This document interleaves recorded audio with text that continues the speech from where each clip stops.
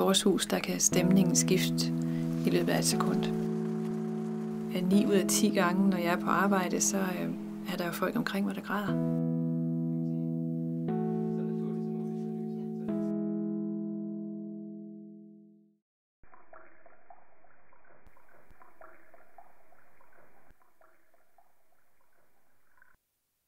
Jeg har ikke sådan helt planlagt dagen endnu, om jeg skal på jagt eller spille golf, eller hvad fanden jeg skal.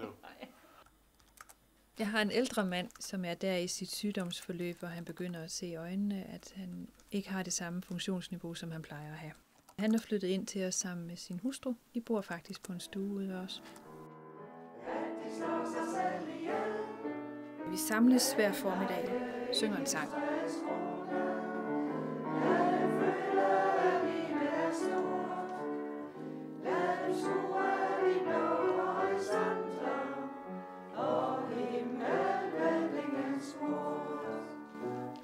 Vores mere eller mindre uskrevne regel ved de borde, vi sidder ved, hvor vi spiser sammen, det er, at vi ikke snakker ret meget om sygdom. Det er kun noget, man bruger i forhold til at skal dele det med andre. Så lære at klare sig at komme ud på arbejdsmarkedet, at komme derop og en god Jeg tror, jeg opfatter vores patienter som nogen, der bliver stillet over for rigtig store udfordringer. Jeg tror, det er den største udfordring, man får i sit liv. Det er, når man skal sige farvel. Jeg vil gerne hjem for at blive, men det ved jeg godt, det er urealistisk. Hvis man er rask, er det paradis på jorden. Og er man ikke rask, så er det altså ikke sjovt. Samtidig er han i gang med at tage afsked. Så det er også en rigtig, rigtig trist periode for ham.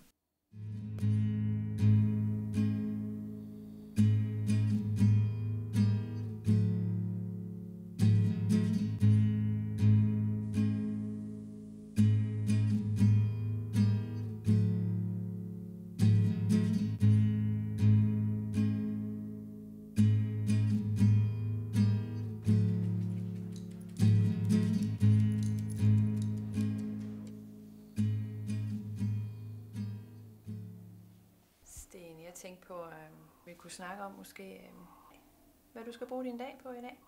Spille golf. Men det får jeg nok ikke lov til.